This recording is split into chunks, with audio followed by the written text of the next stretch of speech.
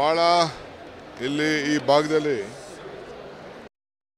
ಪೆನ್ಷನ್ಗಳು, widow pension, ಆಮೇಲೆ ಕೆಲವು ಖಾತೆ, ಕೆಲವರು ಟ್ಯಾಕ್ಸು ನಮಗೆ ಜಾಸ್ತಿ ಆಗ್ತಾಯಿದೆ ಅಂತ ಹೇಳ್ತಾ ಇದ್ದಾರೆ. ಅದನ್ನು ನಾನು ಈಗಾಗಲೇ ಹೇಳಿದ್ದೇನೆ. ಅದನ್ನು ಪರಿಶೀಲನೆ ಮಾಡಿ ಅದನ್ನು ಸ್ವಲ್ಪ ಅಮೆಂಡ್ಮೆಂಟ್ ತರಬೇಕು. ಹಿಂದೆ ಸರ್ಕಾರದಲ್ಲಿ ಸ್ವಲ್ಪ ಅಮೆಂಡ್ಮೆಂಟು ಸ್ವಲ್ಪ ಹೆಚ್ಚು ಕಮ್ಮಿ ಆಗಿದೆ. 2020 ಏನು ಆ್ಯಕ್ಟ್ ಆಗಿದೆ, ಆ್ಯಕ್ಟಲ್ಲಿ ಸ್ವಲ್ಪ ಭಾಳ ಡಬಲ್ ಅವ್ರು ಕಟ್ಟೋ ರೀತಿ, ಫೈನ್ ಕಟ್ಟೋ ರೀತಿ ಜಾಸ್ತಿ ಆಗಿದೆ. ಅದನ್ನು ರೆಡ್ಯೂಸ್ ಮಾಡಬೇಕು ಅಂತೇಳಿ ನಾವು ಈಗಾಗಲೇ ಗುರುತಿಸಿದ್ದೀವಿ. ಈಗ ನಾನು ಜನರನ್ನ ಭೇಟಿ ಮಾಡಿದಂಥ ಸಂದರ್ಭದಲ್ಲಿ ಅವರು ಹೇಳ್ತಾ ಇದ್ದಾರೆ. ಅಧಿಕಾರಿಗಳ ಜೊತೆ ಚರ್ಚೆ ಕೂಡ ಮಾಡಿದ್ದೀನಿ. ಅದನ್ನು ನೋಡಿದೆ. ಆ್ಯಕ್ಟಲ್ಲಿ ಅವರು ನೋಡ್ಕೊಂಡಿಲ್ಲ. ಯಾರೋ ಬರೆದಿದ್ದಾರೆ, ಸುಮ್ಮನೆ ನಮ್ಮವರೆಲ್ಲ ಒಪ್ಕೊಬಿಟ್ಟಿದ್ದಾರೆ.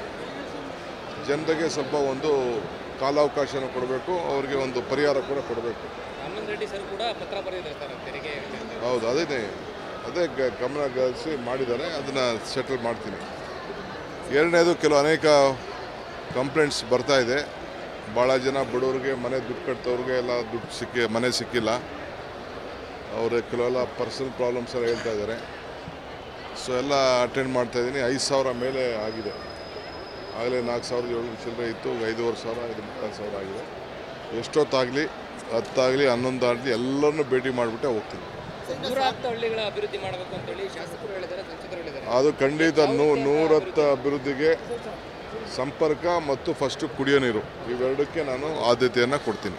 ಸರ್ಕಾರಿ ಕಚೇರಿಗಳಲ್ಲಿ ಯಾವುದೇ ಒಂದು ಕೆಲಸ ಮಾಡಿಸ್ಕೊಳ್ಬೇಕಾದ್ರೆ ಬರಬೇಕಾಗಿರೋ ದುಡ್ಡು ತಗೊಳ್ಬೇಕಾದ್ರೂ ಅದನ್ನೇ ಹೇಳಿದ್ರು. ಅದು ಯಾವುದೋ ಒಂದು ಹೆಣ್ಮಗಳು ಹೇಳಿದ್ರು, ಪೆನ್ಷನ್ಗೆ 4,000 ಕೇಳಿದ್ರು ಅಂತ ಹೇಳಿದ್ರು. ನಾವು ಎನ್ಕ್ವೈರಿ ಮಾಡಿಸ್ತಾ ಇದ್ದೀನಿ ಆ ಹೆಣ್ಮಗಳದು.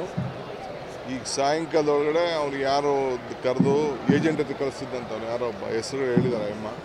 ಅಲ್ಲೇ ಕುಣಿಸಿ ನಮ್ಮ ಉಪ ತಹಶೀಲ್ದಾರ್ಗೆ ಹೇಳಿ ಮಾಡ್ತಾಯಿದ್ದೀನಿ. ಸಾಯಂಕಾಲದೊಳಗೆ ಅವ್ನು ಯಾರು ಹುಡುಕಿಸಿ ಸಸ್ಪೆಂಡ್ ಮಾಡಿಸಿ.